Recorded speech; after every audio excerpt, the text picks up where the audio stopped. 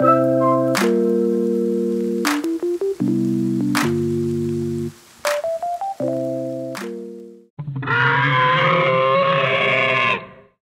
it's Chris. Welcome again to the Small Watch channel. I'm very glad to have you. Today we're going to take a look at a pretty special little piece from Seiko, one of my favorite brands. I hope it's probably one of your favorite brands too, maybe. So let's go ahead and turn the tables and go ahead and take a look. So have fun. Little wrist check time. Today I'm actually wearing a G-Shock. Surprise, surprise.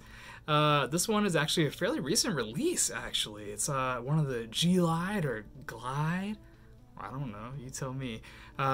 Releases from Casio in the G-Shock line. Nice orange summery color. I enjoy it. It's a fun one. One of my first, whatchamacallit, title charts, or, you know, that functionality. I really don't know how to use it, but I'm learning, having a good time. All right. I figured after last time when we looked at probably one of my biggest watches, it'd be nice to really lean into a smaller piece to keep things on an even keel. Cleanse the palate, you know? So with that in mind, we're going to take a look at this elegant and totally boss Seiko Credor. Or Credor Seiko? Or just Credor? You tell me.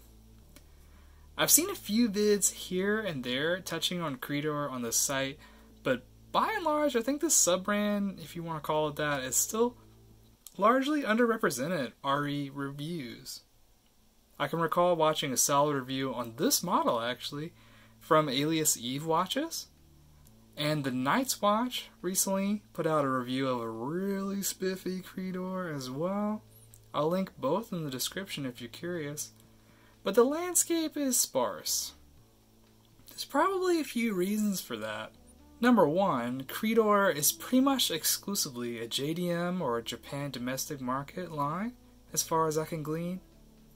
Number two, Credor watches can be muy expensive. There are very few models that fall into what I guess most people, myself included, consider affordable. Number three, Credor designs, I think, are mostly an acquired taste. There's a lot of design know-how on display with this brand, along with just beautiful execution and refinement. But maybe it's just me. A lot of the models seem kind of funky in a bad way. Plus, they have a largely more narrow wheelhouse, focusing a lot on precious metals, dressier pieces, and smaller pieces. Those aren't bugaboos for me, but I'd say they are for many peeps. If you're curious to learn more about Credor as a brand under the Seiko umbrella, I'm going to link this super dope article from Ikige Watches, which covers a lot of history, especially as it relates to Seiko starting up both Credor and Grand Seiko, how they relate, differ, etc. Worth a gander for show. How did I come to own this particular example? I really like to think of collecting in terms of kicks, or at least that they've been, you know, in terms of kicks for me, or phases. The Credor came at the tail end of a vintage quartz Seiko kick a while back, which overlapped a bit with a small dress watch kick. So the Venn diagram sweet spot with this piece, you know, was pretty much on point, I guess. It helped that this piece was, and still is, according to some active eBay listings I can see at the time of recording, on the entry-level end of the Credor spectrum. The rare, and I acknowledge that the term is very relative, affordable model from this brand. Stars aligned, I ordered from a Japanese seller without much hesitation, and spoiler, I think pretty highly of this piece in hand. Let's get technical. I'm going to throw up a model number for this piece along with the basic dimensions. Shout out to a commenter on a previous video who recommended that I mention my wrist size more too. So there that is. It's a wee piece. Don't get it twisted. But it works. At about 33 millimeters, we're talking smaller than the smaller Swatch watches, smaller than a 36mm Rolex OP, smaller than many older vintage watches, dress watch or otherwise. So you're either friends with that fact or not. I am. But I will say it'll probably look like a dime on your wrist if you're rocking like a larger circumference. Also like a dime, it's so light and very thin at about 5mm. 5! Which just blows my hair back. The caliber here is a high accuracy quartz movement or hack, rated at plus or minus 10 seconds per year. That's per year, not per month. I don't make much of a point of measuring out accuracy for my quartz watches, especially since I rotate a lot, but I can anecdotally say it's quite on point. Thinking about things being on point, I'll call your attention to the seconds hand, hitting each and every minute marker. Always puts a smile on my face. You'll notice a gold ring around the dial, doesn't extend down the rehaut, gold hands, and a gold Credor tri-point logo overlaid on a silver sunburst dial with very subtle printed minute markers and an understated printed branding. Not a lot of text on the dial, which I appreciate. The case, except for the case back, is highly polished and has an interesting stepped bezel, with the outer part of the case curving into somewhat longer lugs.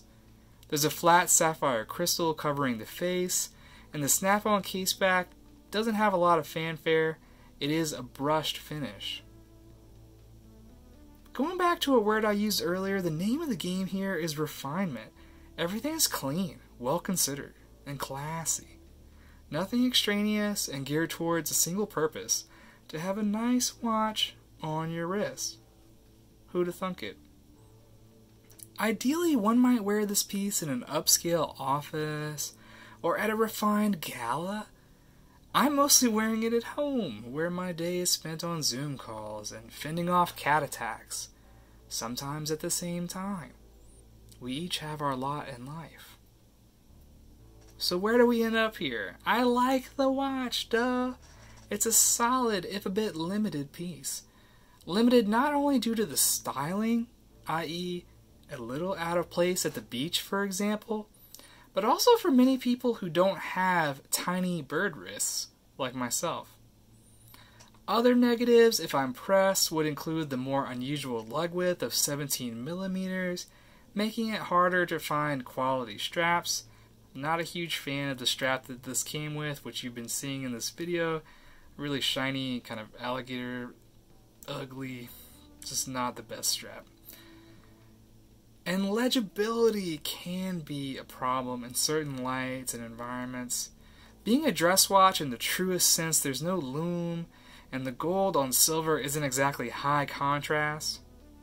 And finally, the high polish all over definitely makes it a bit of a smudge factory. But obvi, none of that is a deal breaker for me, and perhaps not for you either. If this piece strikes your fancy, I encourage you to delve a little deeper with Seiko.